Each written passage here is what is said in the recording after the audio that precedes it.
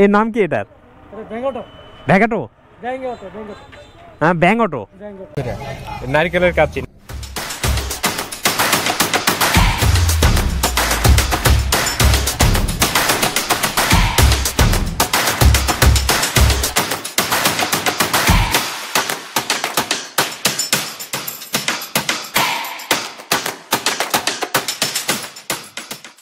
Hello অনলাইনার্স, আসসালামু আলাইকুম। আজকে শুক্রবার 29শে নভেম্বর। আজকে আমি রওনা দিচ্ছি কাপাসিয়া উপজেলা ভ্রমণ করতে। তো সব কিছুর ক্লান্তি দূর করে তো ঘুরতে তো সবারই মন চায়, সবাই ঘুরতে চায়। এরই মাঝে সময় বের করে আমি প্ল্যান করলাম যে আমি তো এখন গাজীপুরে থাকি, মনে করলাম যে গাজীপুরের একটা উপজেলা দিয়ে শুরু করি না উপজেলা ভ্রমণ কাহিনী। তো সেই ইচ্ছা থেকেই আজকে সকালে রওনা দিয়া। আমি তো বাংলাদেশের অনেক উপজেলায় দেখেছি, লিস্ট করলে হয়তো বা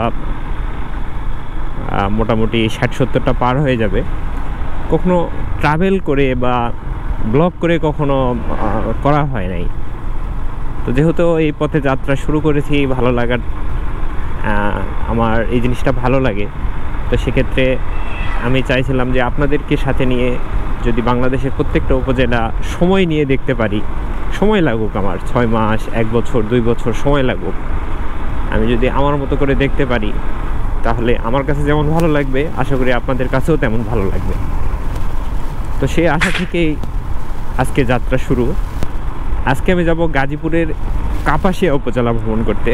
কাপাসিয়ার মোটামুটি বিখ্যাত যদি ব্যক্তিবর্গের কথা বলেন তাহলে আমাদের শহীদ তাজউদ্দিন আহমেদ, উনি আমাদের গাজীপুরের কাপাসিয়া উপজেলার। আর তারপরে যদি দর্শনীয় স্থান বলা হয় তাহলে সুলতানপুর শাহ দরগা শরীফ আছে, ওখানে মসজিদ আছে আর কি, সুলতানপুর শাহ দরগা জামে মসজিদ। তো এই মসজিদটি অনেক পুরাতন, লোকমুখে প্রচলিত আছে এটা নাকি আপনা আপনি তৈরি হয়ে গেছিল। যাই হোক, আমরা সেটা সত্যতা হয়তো ওইভাবে যাচাই করতে পারবো না, তবে আমি আপনাদেরকে অবশ্যই সেখানকার মানুষজনেরা কী বলে সেটা আমি অবশ্যই আপনাদেরকে শোনানোর চেষ্টা করব বা জানানোর চেষ্টা করব।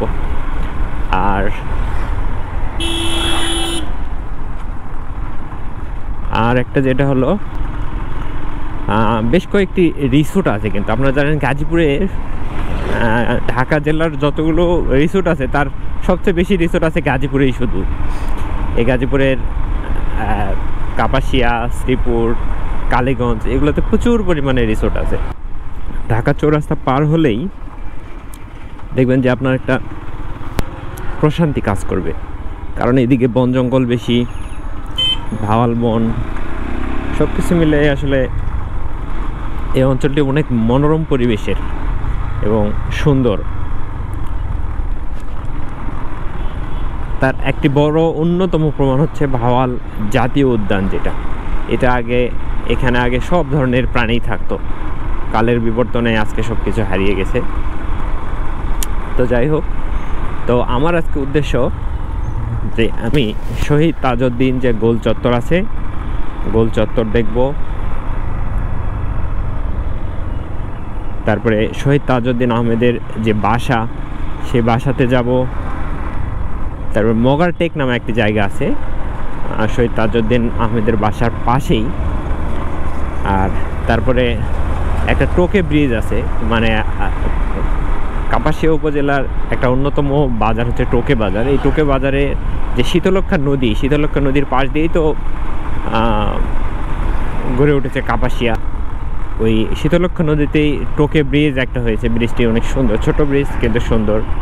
তারপরে আছে সুলতানপুর দরগাপাড়া শাহী জামে মসজিদ, যেটা আপনাদেরকে বললাম।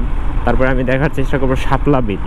তারপরে যদি সময় থাকে তাহলে ধাঁধার চর নামে একটি জায়গা আছে, সেই চরটি দেখানোর চেষ্টা করব, কিন্তু মনে হয় না একসাথে এতগুলো দেখতে পারবো, কারণ আমার একটু সময় লাগে। অন্যরা যেভাবে উপর দিয়ে দেখে চলে যায়, তো আমি চেষ্টা করি আর একটু এক্সপ্লোর করে দেখতে। আমি চেষ্টা করব কাপাসিয়া জেলার দর্শনীয় যে স্থানগুলো আছে এগুলো আপনাদেরকে নিয়ে ভ্রমণ করা, সাথে তো মোটো ব্লগ থাকছেই। এই রাস্তাটি গিয়ে যুক্ত হয়েছে ইটাখোলা রোডে, অর্থাৎ ঢাকা সিলেট হাইওয়ের যে ইটাখোলা মোড় আছে, ইটাখোলা মোড়ে গিয়ে এটি যুক্ত হয়েছে।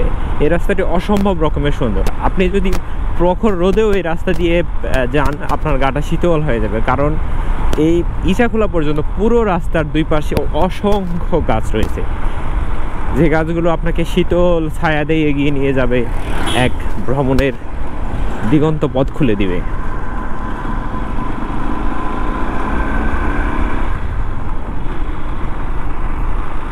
আর সেই সাথে উপভোগ করতে পারবেন দুই পাশের সুন্দর দৃশ্য। আমরা সামনে চলে আসছি মার্তা বাজার, আর কাপাসিয়া যেতে আমাদের লাগবে 16 কিলোমিটার মাত্র। যেহেতু আমি গাজীপুরেই থাকি, সেক্ষেত্রে আমার জন্য গাজীপুর উপজেলাটি কাছে। যারা আপনারা ঢাকা থেকে আসবেন, যদি বাইকে আসেন তাহলে কালীগঞ্জ হয়েও ঢুকতে পারবেন। আপনার 300 ফিট হয়ে কালীগঞ্জ হয়ে আসবেন, অথবা কেউ যদি চান চৌরাস্তা হয়ে, টঙ্গী হয়ে চৌরাস্তা হয়েও আসতে পারেন, যে দিক দিয়ে আপনাদের ভালো লাগবে আর কি। তো কালীগঞ্জ হয়ে আসলে একটু দ্রুত আসা যাবে। কেউ যদি ঢাকার ওদিক থেকে আসেন তাহলে 300 ফিট হয়ে, কারণ এই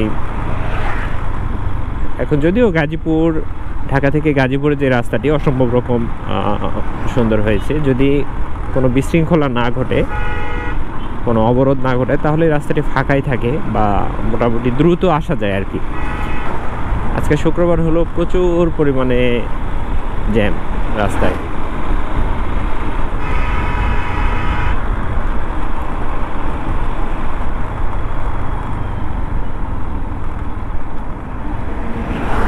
প্রচুর পরিমাণে রাস্তায় জ্যাম আছে। যে এরকম বিল পাবেন রাস্তার দুই ধারে, অসংখ্য দেখার জায়গা আছে। গাজীপুরে আমার মনে হয় সৌন্দর্যের দিক থেকে কোনো অংশেই অন্যান্য জেলার চাইতে কম না। হয়তো এখানে পাহাড় নেই, কিন্তু অনেকগুলো নদী আছে, শীতলক্ষা, ব্রহ্মপুত্র, বানর নদী। তো চলুন আপনাদের সাথে কথা হবে একদম কাপাসিয়া বাজারে গিয়ে।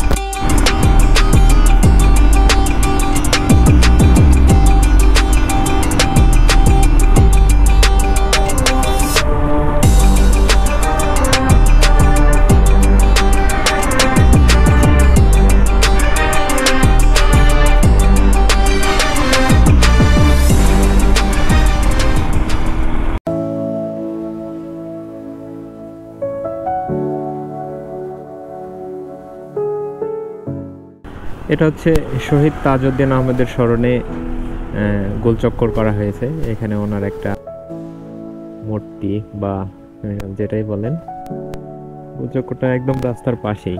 এটা হচ্ছে ঢাকা কটিয়াদি হয়ে, টোপ হয়ে, এটা ঢাকা কিশোরগঞ্জ হাইওয়ে বলা চলে, জয়দেবপুর হয়ে যেটা গেছে রাজেন্দ্রপুর হয়ে। আর এটা হচ্ছে সেই গোলচক্কর। পৃথিবীতে টেমস নদীর পরেই সবচেয়ে শান্ত নদীর তকমা পেয়েছে কিন্তু এই শীতলক্ষা নদী। এই শীতলক্ষা নদীর উৎপত্তিস্থল কিন্তু কাপাসিয়া, গাজীপুরেই, অর্থাৎ কাপাসিয়ার যে টোক আছে, এই টোকের একটু সামনেই এর উৎপত্তিস্থল, যেটা ব্রহ্মপুত্র থেকে উৎপত্তি হয়েছে। ব্রহ্মপুত্র থেকে উৎপত্তি হয়ে এটা 110 কিলোমিটার পাড়ি দিয়ে গিয়ে যুক্ত হয়েছে নারায়ণগঞ্জের ধলেশ্বরী নদীর সাথে।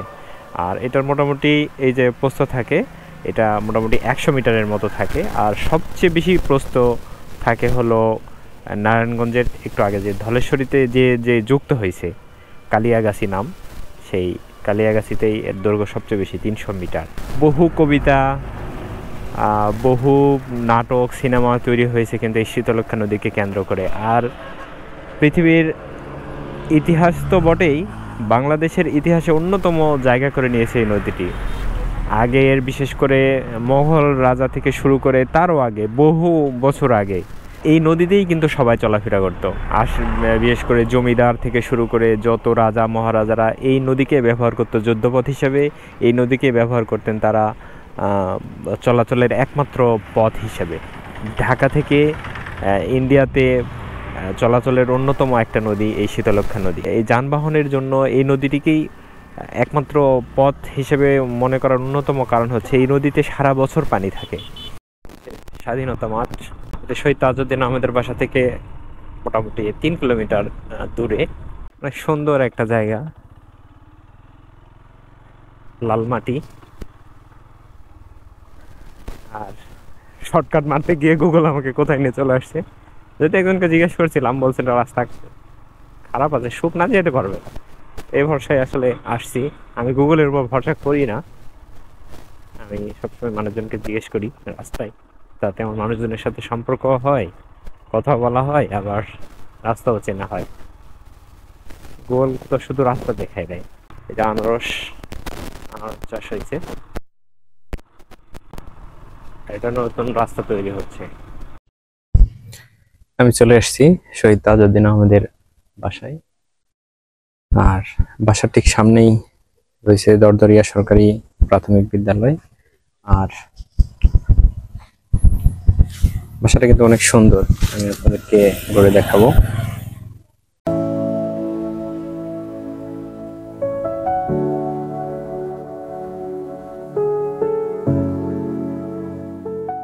শহীদ তাজউদ্দিন আহমেদের বাসার মেন ফটকে ঢুকতেই হাতের বামে পড়বে একটি পাঠাগার। পাঠাগারটি হচ্ছে উঠে এসব সবাই।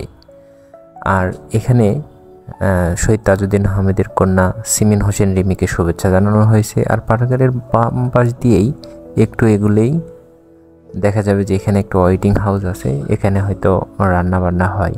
আর ওয়েটিং হাউস, লোকের সমাগম যখন বেশি হয় তখন হয়তো বা এখানে মানুষজনেরা অপেক্ষা করে। আর এই বাসায় থাকে বলে কেউ মনে হয় না, পরিত্যক্ত অবস্থায় আছে।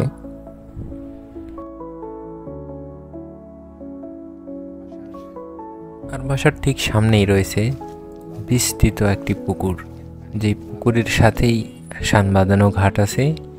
আর পুকুরটি হচ্ছে পুরো লাল মাটির পুকুর। আর লাল মাটি হওয়ার কারণে পুকুরের পানিগুলো লাল হয়ে আছে। বর্ষার দিনে হয়তো বা পুকুরটি দেখতে আরো বেশি সুন্দর লাগে।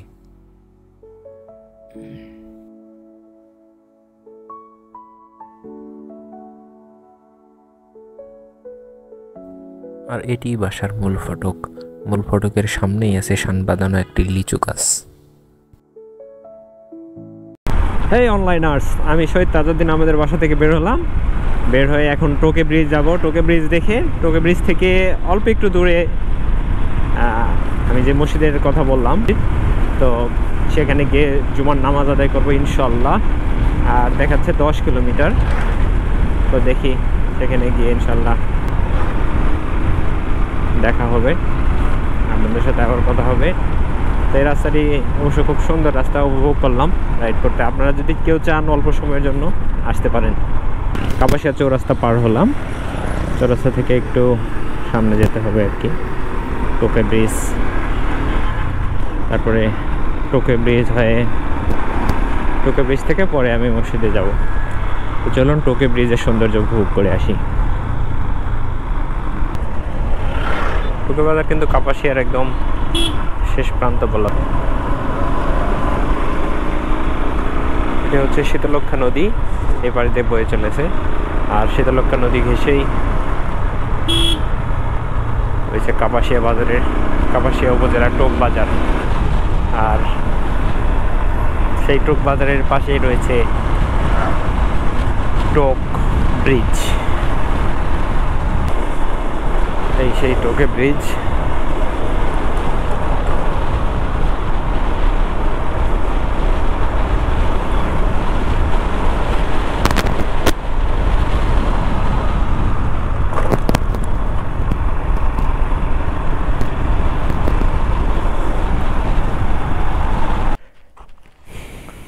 শান্ত নদী, নদীটা আসলে অনেক গভীর, নদীর পানিটাও চমৎকার সুন্দর, খুব নিট অ্যান্ড ক্লিন।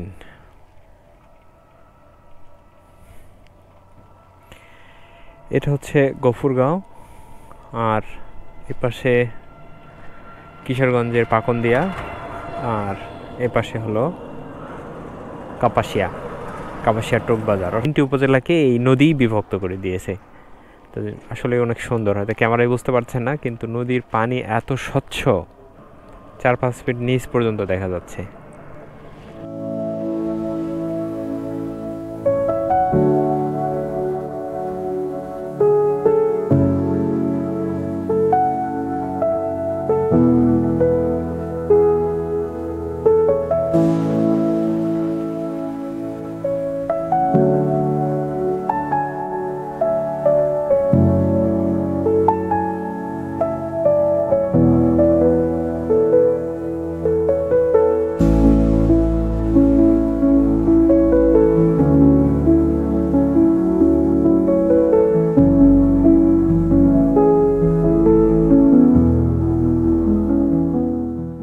এপার পড়ছে শীতলক্ষা, আর ওই পারে পড়ছে ব্রহ্মপুত্র, আর ওইটা পড়ছে বানা, মিলিয়ে হয়েছে ত্রিমোহিনী। এইটা কি? এটা কপুরগাঁও পড়ছে মানিস, আর ওইটা ওই পাশেরটা কিশোরগঞ্জ পড়ছে বানা, পাকুন্দিয়া মনে হয়। পাকুন্দিয়া। আর এই দুই নদী ভাগ করে দিছে হচ্ছে আপনার, ভাগ করে দিছে আপনার আমাদের কাপাসিয়া গাজীপুরে। কাপাসিয়া গাজীপুরে। এটা ত্রিমোহনা। হ্যাঁ, ত্রিমোহনা। আমরা এখন যাচ্ছি মসজিদের রোডে।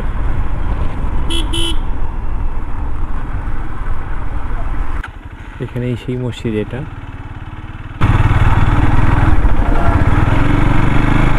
মসজিদের ফটক আধুনিকতার ছোঁয়ায় আসলে পুরাতন সুলতানপুর দরগাপাড়া শাহী জামে মসজিদ।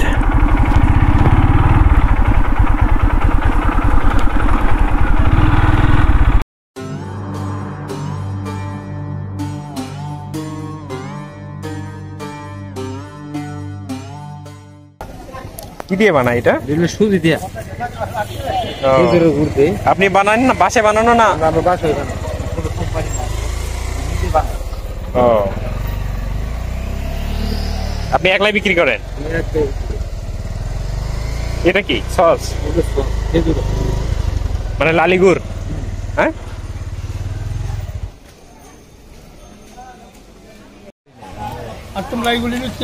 এটা কি বললেন, নাম কি বললেন? নারিকেলের কাচ্চি সিদ্ধ করে। নারিকেলের কাচ্চি, নারিকেল দেওয়া আছে আর সাথে লালিগুড় দিয়ে মিষ্টি, বেশ ভালো সুন্দর। প্রতি শুক্রবার মসজিদটিতে 15 থেকে 20,000 মানুষের সমাগম ঘটে। এখানকার কিছু লোক বলে মসজিদটি আপনা আপনি মাটির নিচ থেকে তৈরি হয়ে গেছে আল্লাহর কুদরতে। আবার কিছু মানুষ বলে যে সম্রাট আকবরের সময় ঈসা খাঁ যখন ময়মনসিংহের এক রাজার সাথে যুদ্ধে লিপ্ত, ঠিক সেই সময়ে ঈসা খাঁ মসজিদটি তৈরি করেন। সেই হিসাবে মসজিদটি নির্মাণকাল হয় 1346 সাল, প্রায় আজ থেকে 600 বছর আগে। তো এই মসজিদটির প্রথমে ছোট্ট ছিল, এই মাঝখানের এই ঘরটি ছিল, তারপরে বামে ডানে দুই পাশে বর্ধিত করা হয়, তারপরে পূর্ব পাশে বর্ধিত করা হয়। এখন মসজিদটির আদি বলতে শুধু এই মিনারটুকুই রয়েছে, যে গম্বুজটা আছে এই গম্বুজটুকুই রয়েছে, তাছাড়া সব কিছুই সংস্কার করা হয়ে গেছে এবং আধুনিকায়নের ফলে মসজিদটির আদি নিদর্শন বিলুপ্তি হয়ে গেছে।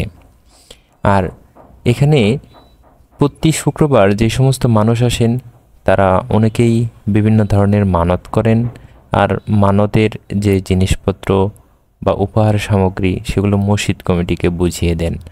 এপাশে কবরস্থান আছে তো নির্মাণ করা, আর এই পাশেই আছে শীতলক্ষার যে উপনদী, অর্থাৎ এই পাশে যেটা আছে ওটা হচ্ছে বানার নদী, অর্থাৎ ব্রহ্মপুত্র থেকে শীতলক্ষা তৈরি হয়েছে, আর শীতলক্ষা থেকে এটা বানার নদী উৎপন্ন হয়েছে। এই বানার নদী গিয়ে আবার শীতলক্ষাতেই গিয়েছে। আর ত্রিমোহনাতে এই পাশে এটা হলো কিশোরগঞ্জ, এটা কাপাসিয়া, আর ওই পাশে আছে গফুরগাঁও, ময়মনসিংহের গফুরগাঁও, অর্থাৎ 3টা উপজেলার এটা একটা ত্রিমোহনা বলা চলে। আর এই ত্রিমোহনাতেই, আর আগে যেহেতু যুদ্ধক্ষেত্রে নদীপথটা ইউজ করা হতো, আর এই নদীপথকেই কেন্দ্র করে, অর্থাৎ নদীকেই কেন্দ্র করে আসলে এই এলাকাটি অনেক জনপ্রিয়তা লাভ করে। শুধু এই এলাকা না, এই শীতলক্ষা নদীর পাশ দিয়ে অনেক এলাকায় আসলে জনপ্রিয় হয় এই নদীর কারণে। কারণ আগেকার সময়ে রাজারা যুদ্ধ করতো, যাতায়াত করতো সবই নদীপথ দিয়ে। আমি সুলতানপুর দরগাপাড়া শাহী জামে মসজিদ থেকে নামাজ শেষ করে এখন আমি যাচ্ছি শাপলা বিল দেখার জন্য। এটাও মোটামুটি একটা সুন্দর জায়গা।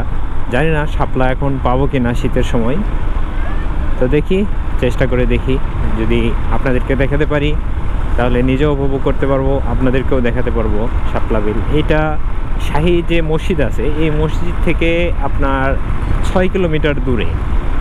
তো রাস্তা যদি এরকম হয় আমার যেতে হয়তো সময় লাগবে সর্বোচ্চ 15 মিনিট। তো রাস্তাটি অবশ্য বেসম্ভব সুন্দর। আর এই পাশ দিয়েই কিন্তু বয়ে চলেছে বানার নদী, অর্থাৎ শীতলক্ষার যে উপনদী, সেই উপনদীটি। এই হলো শাপলা বিল, কিন্তু দুঃখের বিষয় শাপলা বিলে পর্যাপ্ত পানি নাই, আর পানি না থাকার কারণে নৌকা চলে না। নৌকা চলবে কিন্তু ডুবাই রাখছে এখন, যেহেতু শাপলা ফুল ফোটে নাই, সব এখন কলি দেখা যাচ্ছে, এখন ফোটে নাই। তো যখন ফুটবে তখন দেখতে সুন্দর লাগবে। এগুলো সব লাল শাপলা, পুরোটাই মাথা থেকে একদম এই পর্যন্ত।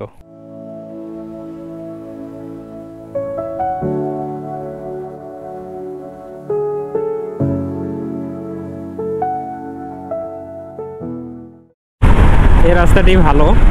তো এটা গিয়ে লাগছে নরুন বাজারে, নরুন বাজার থেকে আমি আবার জয়দেবপুর বাজারে যাব। জয়দেবপুর মানে গাজীপুর।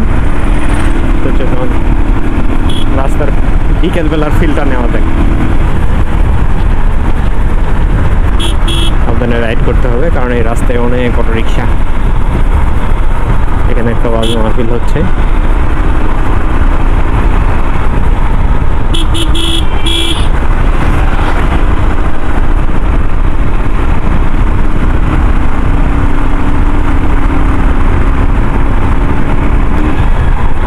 মসজিদুল ওমর রাদিয়াল্লাহু তাআলা, মসজিদটি সুন্দর। গাজীপুরের এই আজব রিক্সা দেখা যায়, এরকম রিক্সা অন্য কোথাও পাবেন কিনা সন্দেহ আছে। খুবই ছোট, কয় হাত হবে, 4 হাত রিক্সা হবে।